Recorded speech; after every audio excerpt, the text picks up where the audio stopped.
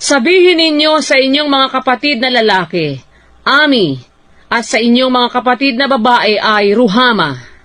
Makipagtalo kayo sa inyong ina, makipagtalo kayo sapagkat siya'y hindi ko asawa, ni ako man ay kanyang asawa, at alisin niya ang kanyang pagpapatutot sa kanyang mukha, at ang kanyang mga pangangalo niya sa pagitan ng kanyang mga suso.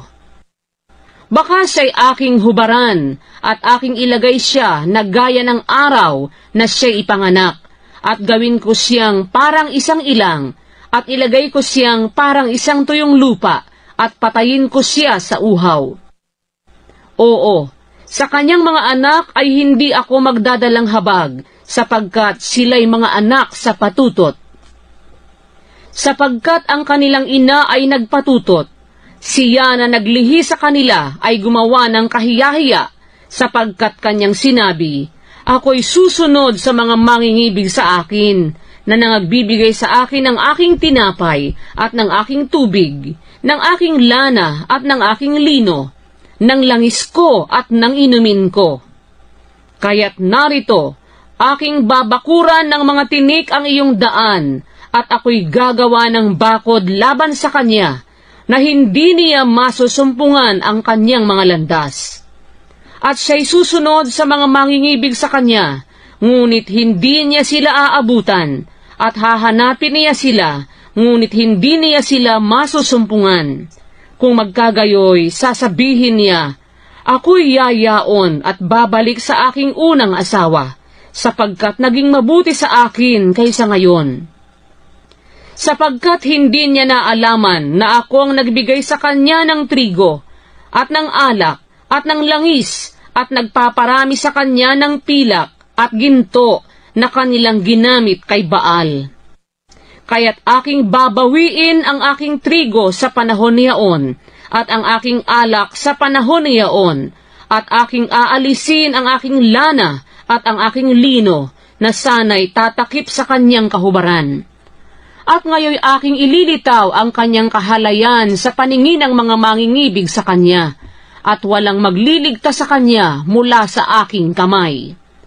Aking dinamang papaglilikatin ang kanyang mga kalayawan, ang kanyang mga kapistahan, ang kanyang mga bagong buwan, at ang kanyang mga sabat, at lahat ng kanyang takdang kapulungan.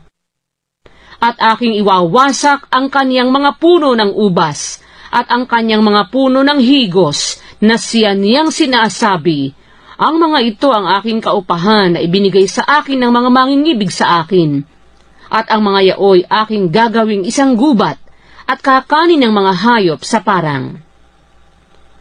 At aking dadalawin sa kanya ang mga kaarawan ng mga Baal na siya niyang pinagsusunugan ng kamangyan, nang siya'y nagpaparangya ng kanyang mga hikaw, at kanyang mga hiyas, at sumusunod sa mga mangingibig sa kanya, at kinalilimutan ako, sabi ng Panginoon.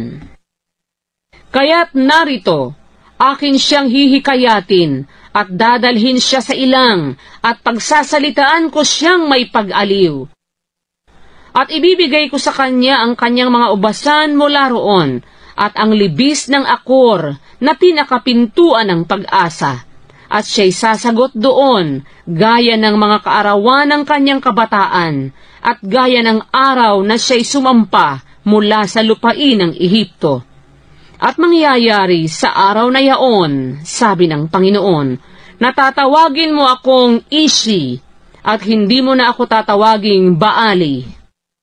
Sapagkat aking aalisin ang mga pangalan ng mga Baal sa kanyang bibig, at siya'y hindi na babanggitin pa sa pamamagitan ng kanyang pangalan. At sa araw na yaon, ay ipakikipagtipan ko sila sa mga hayop sa parang, at sa mga ibon sa himpapawid, at sa mga bagay na nagsisiusad sa lupa, at aking babaliin ang busog at ang tabak, at patitigilin ko ang pagbabaka sa lupain, at akin silang pahihigaing tiwasay. At ako'y magiging asawa mo magpakailanman. Oo, magiging asawa mo ako sa katuwiran, at sa kahatulan, at sa kagandahang loob, at sa mga kaawaan. Magiging asawa mo rin ako sa pagtatapat, at iyong makikilala ang Panginoon.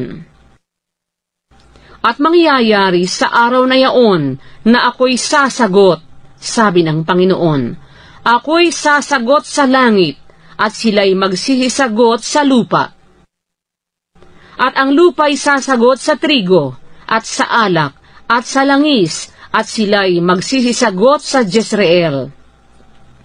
At aking itatatag siya para sa akin sa lupa, at ako'y magdadalang habag sa kanya na hindi nagtamo ng kahabagan.